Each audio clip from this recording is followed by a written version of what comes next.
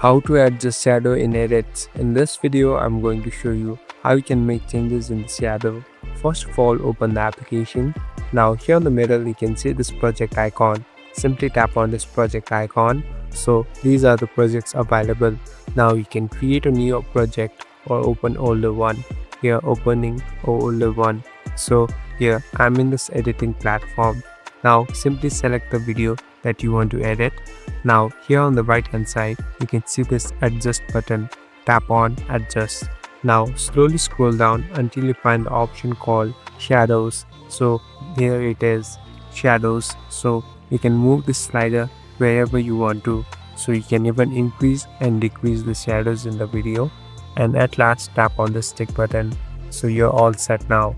Thank you for watching this video. I hope this video will help you.